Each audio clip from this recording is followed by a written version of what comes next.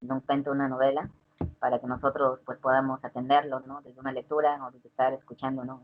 Esa historia. Entonces, a partir de esta sesión, ya entraríamos de lleno a algunas de las manifestaciones narrativas de la literatura, empezando desde luego por los antecedentes, ¿no? Entonces, en la actualidad, pues nosotros tenemos, digamos, un panorama de géneros literarios. Algunos pertenecen a la narrativa, otros a la poesía, ¿no? Al ensayo incluso.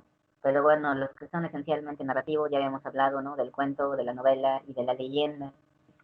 Cuento, novela, perdón, y novela corta, ¿no? Estos géneros, que son, digamos, los más contemporáneos con respecto a la narrativa, pues también tuvieron algunos antecedentes, ¿no? Y son antecedentes que, pues, de alguna manera también intentaremos revisar, entendiendo que tienen una carga narrativa evidente y esencial, pero que probablemente en la actualidad, con todo y que ya los veamos como literatura, en su momento no fueron pensados o no fueron concebidos solamente como una expresión artística, ¿no? Sino más bien tenían una función social, ¿no? Algunos de esos discursos. Entonces, pues el día de hoy hablaríamos de mito, de leyenda y de fábula. Espero que dé tiempo a abordar estas tres categorías o estos tres elementos, estos tres conceptos, pues para ir avanzando, ¿no? Y pues es un PowerPoint que también sintetiza a grandes rasgos algunas características de, pues de ciertas formas narrativas, ¿no? Que antecedieron a los géneros que actualmente conocemos, ¿no? Como literatura, que forman parte de la literatura. Entonces, inicialmente tendríamos que revisar algunas características sobre el mito, ¿no? Entonces, mencionar del mito desde el punto de vista etimológico, como lo pueden observar en la primera diapositiva, el primer punto, la palabra mito, ¿no? Deriva del griego mitos, ¿no? Con H intermedia, que significa esencialmente palabra o historia. Entonces, ya desde su carga etimológica, es decir, desde su carga semántica, la palabra mito tiene que ver directamente con las palabras y la utilización de las palabras para construir una historia, ¿no? Entonces, hay algo que es importante, ¿no? Mencionar y que seguramente ustedes, sobre todo aquellas personas que, no sé, se ven litigando el día de mañana, ¿no? Todo esto, la importancia de la palabra al enunciarse, ¿no? Tanto de manera escrita como de manera oral. Siempre que nosotros utilizamos palabras para comunicar algo, no solamente utilizamos palabras para designar algo, ¿no? Para señalar nombres, ¿no? Para decir cómo se llama algo, o a qué género pertenece, a qué clase pertenece, ¿no? Además de ser un acto designativo, el lenguaje también es un acto performativo.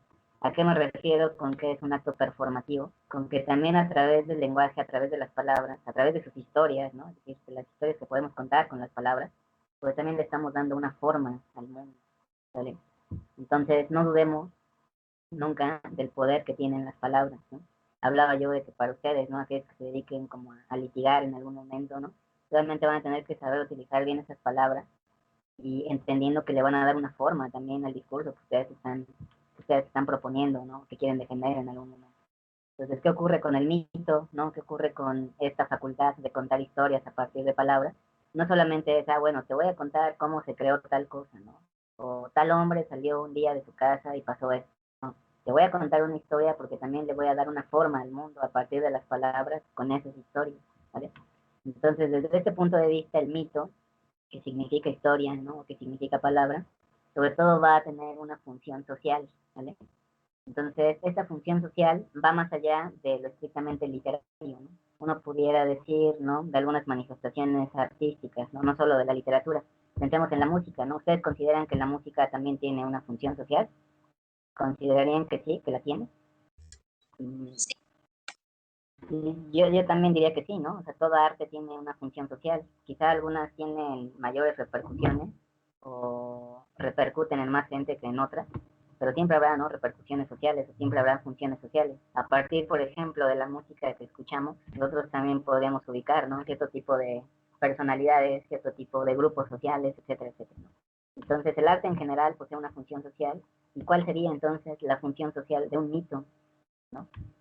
Con todos los años que ya tiene de existencia, ¿no? Con todo lo antiguo que pueden ser estas historias, pues bueno, su función social tiene que ver directamente con tratar de ofrecer o con tratar de interpretar cuáles fueron los orígenes del mundo.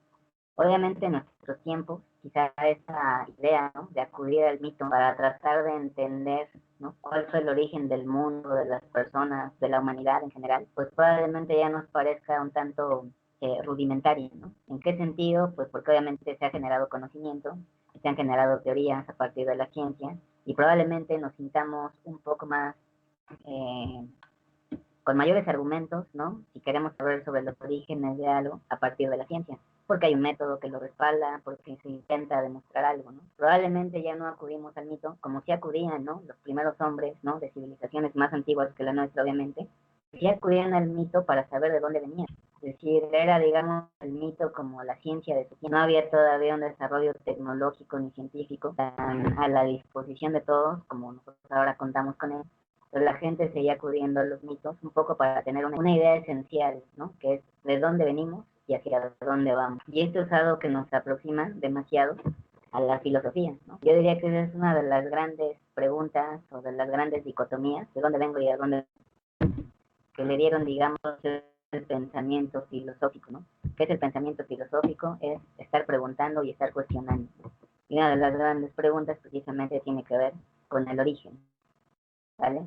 Entonces, desde este punto de vista, veríamos cómo el mito también tiene mucho de filosofía, y si tiene mucho de filosofía es porque al mito le interesa indagar precisamente sobre los orígenes del mundo y sobre los orígenes de las civilizaciones que han habitado el mundo. El mito también es como muy importante, al no ser una teoría, al no pertenecer al pensamiento científico, también va a tener, digamos, cierta validez, pero no es una validez que, a diferencia del discurso científico, bueno, se pueda comprobar, ¿no?, se pueda verificar. Quien considera a los mitos como una posibilidad de explicar los orígenes del mundo, nuestros propios orígenes, es porque de alguna manera se está convirtiendo en un acto de fe, ¿vale? La fe sostiene el mito.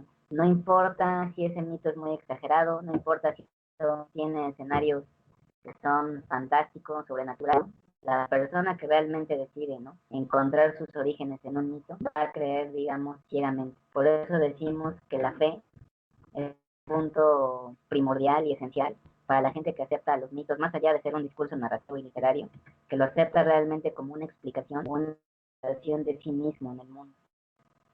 No vayamos tan lejos, insisto, probablemente nos podría sonar o parecer bastante antiguo, bastante rudimentario o arcaico, tener un pensamiento tipo, ya decía yo, pues ya tengo la ciencia, ya tengo la medicina, mejor voy a eso, ¿no? Sin embargo, pensemos en un país como el nuestro, ¿no?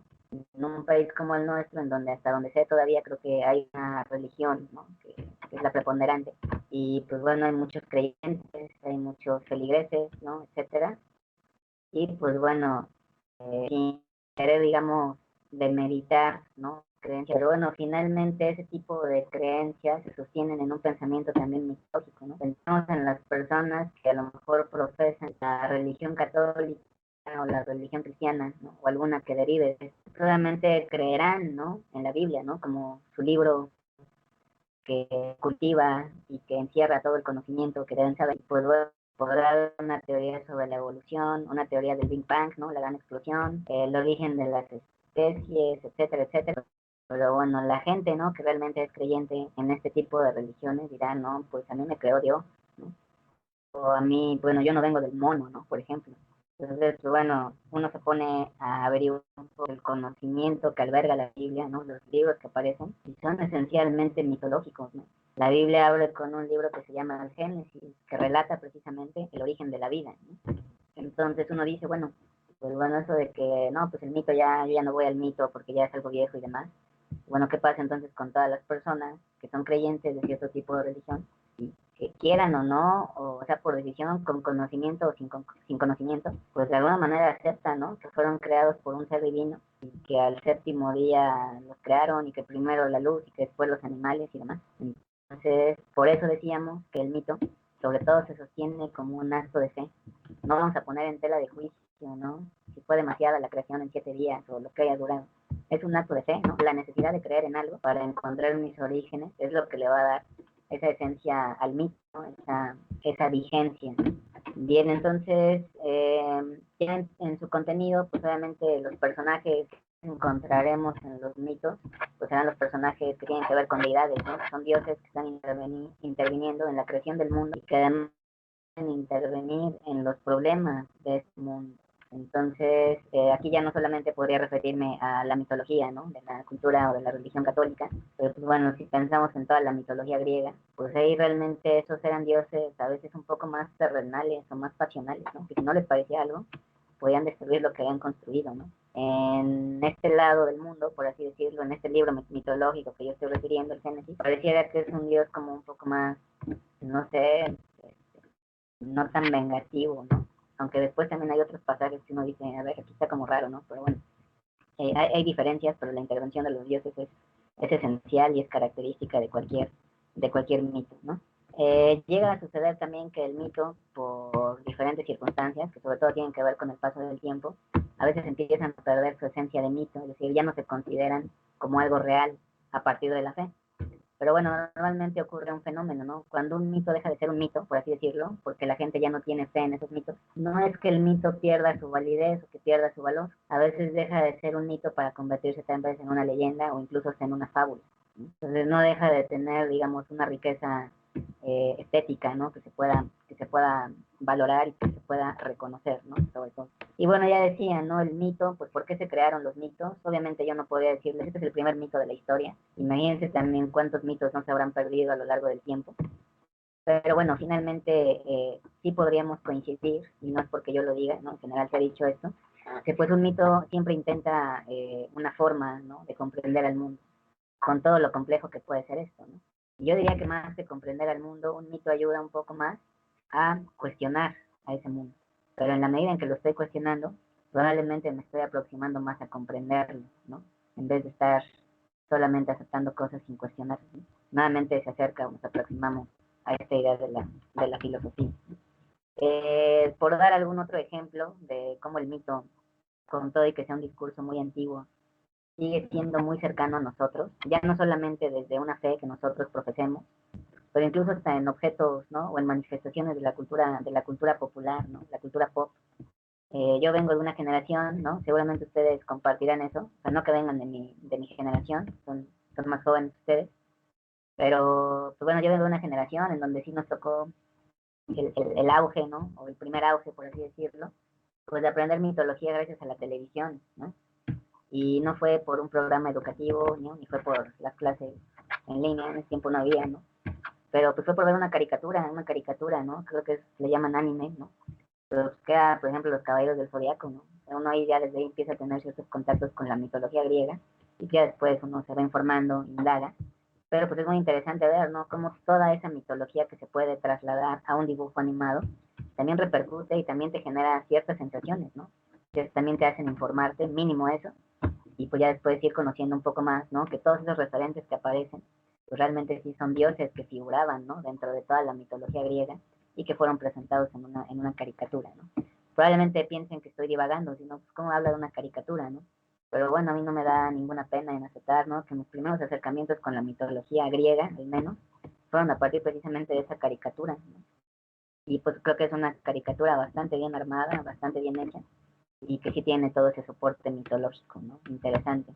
Que también de repente era interesante ver cómo al ser versiones finalmente orientales, también había como que ciertas deformaciones en algunos elementos, ¿no? Pero bueno, daba este ejemplo para que ustedes, desde donde estén, pues de alguna manera puedan, no sé, tratar de identificar cuáles serían algunas manifestaciones de cultura popular, no sé, pienso en música, en películas, caricaturas y demás, que de alguna manera también los aproximaron a una mitología. Yo creo que sí puede haber varias cosas, ¿no? Varias caricaturas. Por ahí las personas que les gusta la cuestión del anime y así. Yo realmente no conozco mucho, pero bueno, ya después me enteré que esta caricatura de la que hablo era un anime. Y pues bueno, seguramente hay muchas concepciones mitológicas, no solo del mundo real, ¿no? Del mundo en el que habitamos, sino también de mundos ficcionales, ¿no? Hay una mitología, por ejemplo, en El Señor de los Anillos, seguramente la hay, ¿no? Existe, hay un libro, de hecho, mitológico que habla sobre la creación de este mundo llamado la Tierra Media. Por ahí, por ejemplo, ustedes los que sean fans, ¿no? De este maguito, ¿no? Harry Potter, pues también habrá una mitología, ¿no? Que inaugura o que da origen, ¿no? A todo este mundo, ¿no? Entonces, pues bueno, no estamos tan alejados, ¿no? De la mitología o del mito. con todo y que seamos ciudadanos o personas ya del siglo XXI en plena pandemia, eh, aunque no sigamos creyendo, sí seguimos muy cerca, ¿no? Del mito.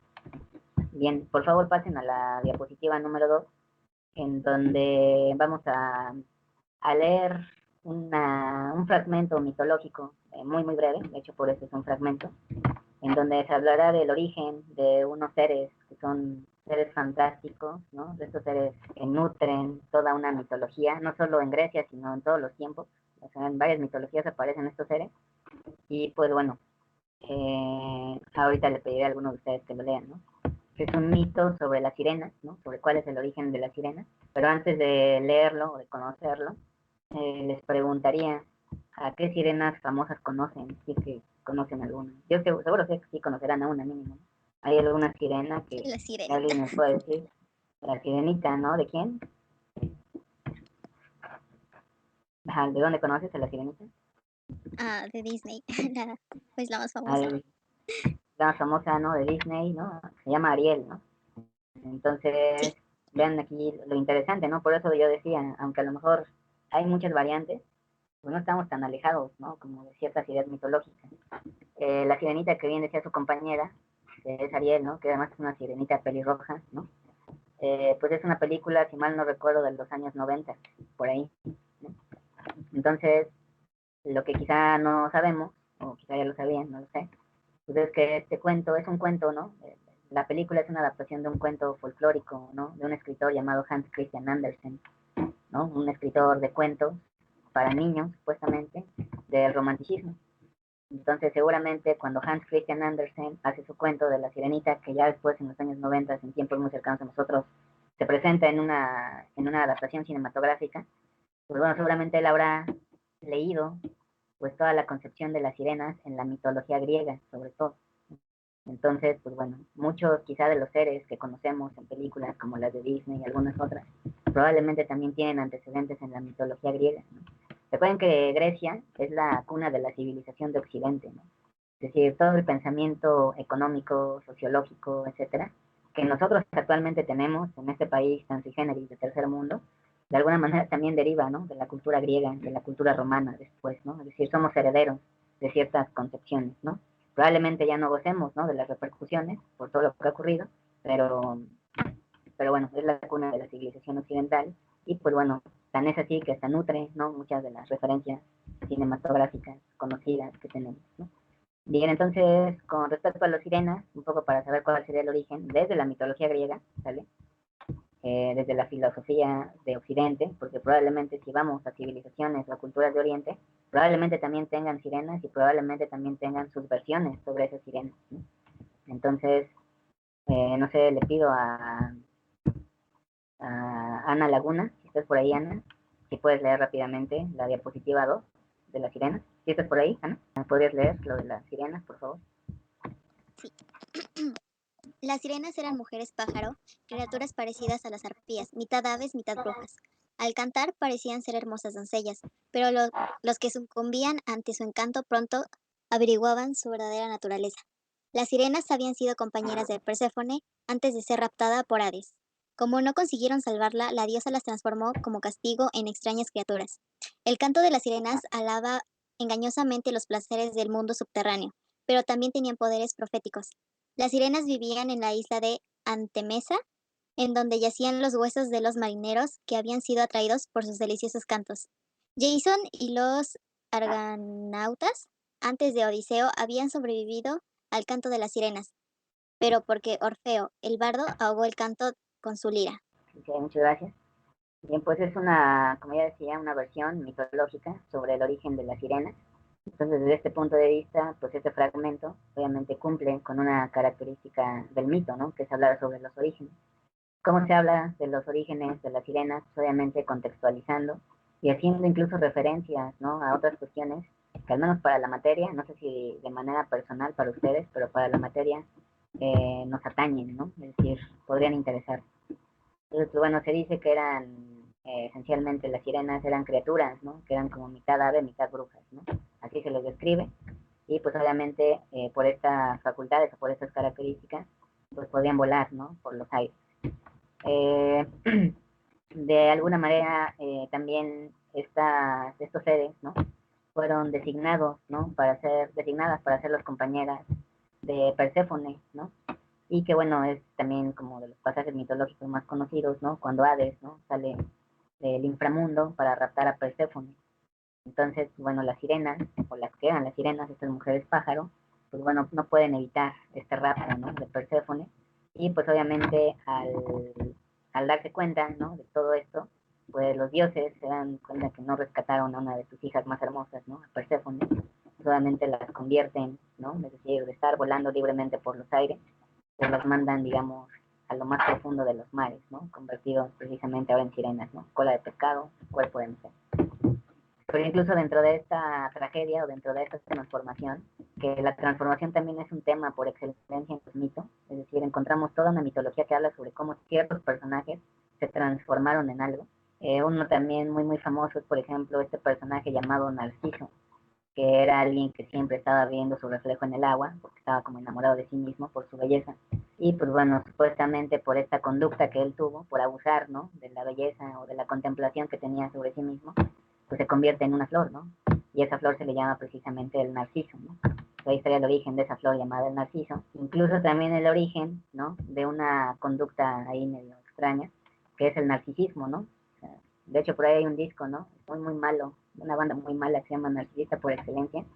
Y bueno, vean, hasta en esos referentes ya tenemos cierta cercanía del mito, ¿no? Ahí es mi opinión, digo, obviamente si a alguien le gusta esas cosas, está bien, ¿no? Bueno, bien, entonces, volviendo al tema de las sirenas, pues bueno, sabemos que tienen esta transformación, entonces uno de los temas por excelencia también de los mitos son las transformaciones que los personajes van teniendo, y bueno, dentro de esta tragedia que viven las sirenas, todavía tenían algo de bello, ¿no? Que es precisamente su canto. Incluso nosotros, sin conocer cuál es el origen de las sirenas, creo que una de las características, ¿no? Que uno sí podría enunciar, es que, bueno, supuestamente, ¿no? Cuando los primeros marineros navegaban por los mares, pues obviamente se escuchaban cantos hermosos de sirenas. Obviamente eran atraídos por estos cantos, pero eran cantos que los llevaban precisamente a la muerte, ¿no? Y donde se quedaban los restos de sus primeros marineros era precisamente la isla de Antemesa.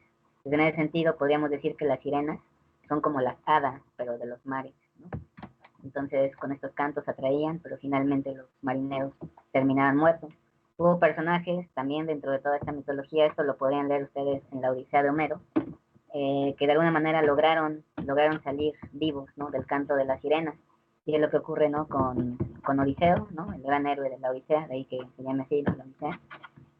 Pues gracias a que es ayudado, ¿no? Por Orfeo el bardo. Había unos poetas en Grecia que se les llamaban los poetas bardos, que eran, digamos, aquellos poetas, por así decirlo, eran más poetas como más de la calle, ¿no? No eran poetas tan estudiados, sino más bien de sentimiento, por así decirlo.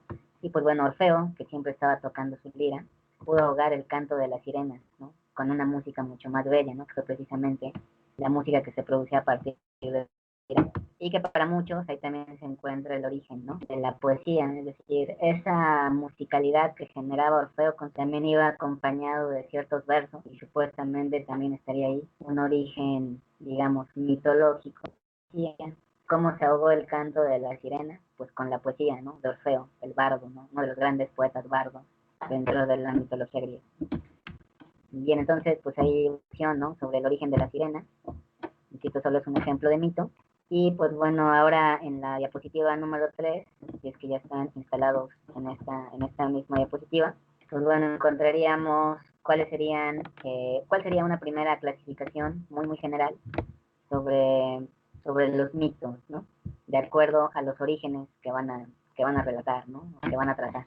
Entonces, si un libro mitológico alude a la creación del mundo, le llamaremos un mito cosmogónico. Nuevamente retomando el ejemplo de la Biblia, pues bueno, ¿cuál sería el gran libro cosmogónico de la Biblia? Pues el Génesis, ¿no? Obviamente. Bien, si un mito habla sobre el origen de los dioses, o incluso semidioses, porque ven que había semidioses también en la cultura griega y en la romana, pues ese tipo de mitos se llamarán teogónicos, ¿no? Recuerden que el prefijo teo hace referencia a Dios, ¿no? O a deidad. Entonces, si hablan sobre el origen de los dioses, serán mitos teogónicos. Si hacen referencia o van a hablar al origen del hombre, ¿no? Del humano, serán mitos de tipo antropogénico, ¿vale? Entonces el mismo Génesis, con todo y que es un libro cosmogónico, pues también tiene algo de antropogénico, ¿no? Porque en algunas de sus páginas relata precisamente cuál fue el primer hombre, ¿no? Que apareció en la Tierra. Insisto, desde esta concepción cristiana, católica, no sé realmente cómo llamarle ya a estas alturas, pero bueno, pues sabemos que fue Adán, que después apareció una mujer que fue Eva, que supuestamente pues fue creada a partir de la costilla, ¿no? De Adán, dentro de esta mitología o dentro de esta creencia. Después tendríamos también un tipo de mitos que podrían ser los mitos etiológicos, ¿vale? Los mitos etiológicos son aquellos que se han creado o que se han inventado para hablar sobre el origen o la aparición de instituciones políticas, sociales o religiosas. Entonces, yo incluiría, ¿no? También en los mitos etiológicos el origen de ciertas ciudades, ¿no? Ustedes sabrán, ¿no? Por ahí a los que les gusta el fútbol, no sé, hay un equipo, ¿no? Obviamente de Italia, ¿no? Que se llama la Roma, ¿no? La Roma de Italia, porque está en Roma, obviamente. Por ahí quienes tengan idea de este equipo, pues el escudo, ¿no? De este equipo de fútbol aparece una loba. Entonces, bueno, vean nuevamente un referente de la cultura popular como es el fútbol, retomando nuevamente aspectos de la mitología. Entonces hay un relato ahí mitológico, que es el de Rómulo y Remo, que supuestamente son dos niños, ¿no? Son dos niños que son criados por una loba. Y a partir de esta situación, ¿no? De que son criados por una loba, Rómulo y Remo, ¿no? De repente se funde el nombre y por eso supuestamente surge, al menos en el nombre, digamos como una especie de bautizo, la ciudad de Roma, ¿no? O esa región que es Roma, ¿no? Entonces, bueno, ahí encontraríamos mitos etiológicos, incluso instituciones políticas, ¿no? Nuevamente retomando el ejemplo de la Biblia, hay un pasaje ya del Nuevo Testamento en donde Jesús le cambia el nombre a uno de sus apóstoles, ¿no? Y le dice, tú ya no te vas a llamar así, ahora te vas a llamar Pedro, porque Pedro significa piedra y sobre ti voy a edificar mi iglesia. Entonces, ustedes sabrán, ¿no? Que el primer sacerdote de la iglesia de todos los tiempos fue precisamente el apóstol Pedro. Y hasta donde recuerdo, si no estoy mal, creo que en el Vaticano, ¿no? Siguen descansando debajo del Vaticano los restos de Pedro, ¿no? Finalmente ahí se quedó para la eternidad. Entonces, este pasaje, ¿no? Pues también tiene algo de mitológico, puede ser etiológico. Hay mitos, que serían, digamos, la única variante de los mitos, el único mito que no va a hablar de los orígenes o de los inicios de algo, serían los mitos, perdón, a los que les vamos a llamar escatológicos. ¿Cuáles son los mitos escatológicos? Son los que en vez de hablar del origen de la vida o del mundo, hablan del final, ¿no? Del desenlace, de la vida de ultratumba, lo que tiene que ver con los muertos. Y nuevamente retomando el ejemplo de la Biblia, pues encontramos ahí un libro de mitología escatológica, que sería precisamente el Apocalipsis, que hasta donde recuerdo también, creo que es como una especie de revelación que el apóstol Juan tiene, ¿no? En algún momento hace como un viaje así como medio astral, por así decirlo, y evidencia todo lo que va a ocurrir, ¿no? Esto de las 7 plagas y las 7 tormentas y los jinetes del apocalipsis y demás. Entonces, pues bueno, hay también libros, ¿no? Que hablan precisamente sobre el fin de los tiempos y pues también son considerados mitos, pero de tipo escatológico, ¿no? Ya por último hablaríamos de algún tipo de mito que tiene que ver con los mitos morales, ¿no? Que probablemente hablan del origen, ¿no? De ciertos valores o de ciertos antivalores, ¿no? Que ya digamos este tipo de mitos también nos aproximan mucho a lo que después sería la fábula, ¿no? Recuerden que la fábula siempre contará con una parte a la cual le vamos a llamar moraleja, que intenta precisamente dejar una enseñanza sobre por qué hay que actuar con ciertos morales y por qué hay que descartar otros, ¿no? Entonces, bueno, estas serían algunas características o alguna clasificación del mito, ¿no? Insisto, es algo muy, muy general. Pero bueno, si hiciéramos la siguiente pregunta, ¿no? No es para que la respondan, o bueno, si alguien le quiere responder, alzar la mano, pues puedo hacerlo. Pero bueno, decíamos que el mito pertenece ya a manifestaciones muy antiguas. No solo el mito, la leyenda, incluso la fábula. Yo realmente ahorita me costaría mucho trabajo decir, oye, este autor está haciendo un mito. Realmente no lo conozco, ¿no? Y considero que probablemente no haya. Leyendas, pues todavía, ¿no? En el siglo XVIII, Gustavo Adolfo Bécquer, ¿no? Español todavía hizo leyendas. Pero ya en la actualidad no conozco a alguien que esté generando leyendas, ¿no? Que ya se quedaron, digamos, como antecedentes literarios. Pero bueno, si uno se preguntara, bueno, aunque ya no se estén generando como tal mitos o leyendas o incluso fábulas, que fábulas todavía en los años 50, ¿no? Augusto Monterroso hizo fábulas. ¿Cuál sería, digamos, una manifestación que de alguna manera pueda considerarse mito, ¿no? Es decir, en todas las etapas, todas las civilizaciones, en varios tiempos, en varios lapsos por los que ha transcurrido la humanidad, siempre han existido mitos, ¿no? Algunos se han revisitado, otros se han inventado, etcétera, ¿no? Pero bueno, ustedes como habitantes del siglo XXI, aquí puse siglo XX, pero bueno, ustedes ya no les tocó el 20, tuve alumnos que todavía vivieron en el 20, ustedes ya no. Pero bueno, ¿cuál sería aquella manifestación o aquel discurso que podría considerarse la mitología de nuestro tiempo? A mí se me hace algo interesante porque digo, con todo y que ya no se están fomentando, ya no se están creando ni mitos ni leyendas y todo esto, seguramente habrá discursos, ¿no? Que pueden funcionar como mitos, ¿no? Entonces, si ustedes se hicieran esa pregunta, pues no sé qué respuesta darían. Lo que les puedo mencionar, y por eso quisiera cerrar con esto el día de hoy, si ustedes buscan en el Google, en cualquier buscador, pongan cuál sería la mitología del siglo XXI o del siglo XX, seguramente van a salir muchas respuestas, ¿vale? Que les van a decir que la mitología del siglo XX o del XXI podrían ser los cómics o incluso la ciencia ficción o los cómics de ciencia ficción. Es una respuesta muy interesante, ¿no? Y obviamente pues siempre hay que desconfiar de todo lo que aparezca en Google, ¿no? Pero bueno, ya después cuando uno indaga más, dices, ah, bueno, viene de aquí, no viene de tal autor, entonces ya uno ya lo asume, ¿no? Como con más interés.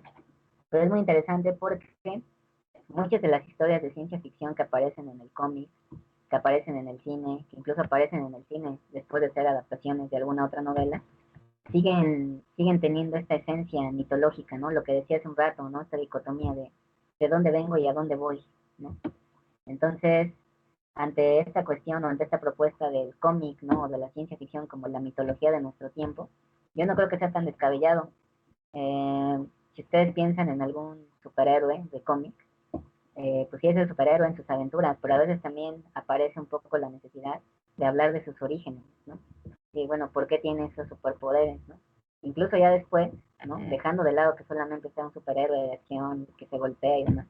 Entonces también es conveniente saber cómo va perdiendo esos poderes, cómo finaliza su vida, ¿no? Cuando pensamos que era, pues que era invencible, ¿no? Por así decirlo. Entonces, esta concepción, ¿no? De ir a los orígenes y después de ir a los desenlaces o a los finales, ¿no? De estos personajes del cómic, de la ciencia ficción, tienen mucho de mitológico todavía, ¿no? Entonces, probablemente las respuestas que se dan, ¿no? Del cómic o la ciencia ficción, como la mitología de nuestros tiempos, probablemente tienen que ver con esta idea, ¿no? Y bueno, yo podría recomendar una otra película, ¿no? Que es una que se llama Blade Runner, no sé si alguien la haya visto, de Ridley Scott, que es además una adaptación cinematográfica de una novela de uno de los grandes escritores de ciencia ficción de todos los tiempos, Philip K. Dick, que además tenía problemas de esquizofrenia, yo creo que por eso escribía las cosas tan locas que escribió. Pero bueno, en esa película, si pueden leer la novela, pues bueno, ojalá que lo puedan hacer, también se acude nuevamente al mito, ¿no? Se trata de un robot, ¿no? Que se llama replicante, que está a punto de morir, y al final, no es spoiler, insisto, yo siento que los spoilers, cuando una obra está bien hecha, no hay spoilers, ¿no? Tienes que leer toda para entenderla. Entonces, pues este robot dice, bueno, soy una creación del hombre, pero aún así yo tengo también la misma pregunta, ¿no? ¿De dónde vengo y a dónde voy? Y es un final así demoledor, tremendo, con las imágenes así, las mejores que puedan imaginar de Cyberpunk, ahí aparece, ¿no? Entonces, bueno, por estos referentes que menciono, yo sí diría, ¿no? Que no es tan descabellado pensar que la ciencia ficción o el cómic podría figurar como una mitología del siglo XX, de finales del siglo XX y de lo que va del XXI, ¿no? Es decir, no sabemos toda la mitología que se va a derivar o que se va a crear después de que salgamos, si es que salimos, ojalá que sí, de esta pandemia, ¿no? Yo creo que también va a haber mucha mitología al respecto, si no es que ya la hay, ¿no? Incluso. Bien, entonces, pues bueno, es lo que tenía que comentar. ¿Alguien de ustedes tiene alguna pregunta, algo que mencionar, algo que decir?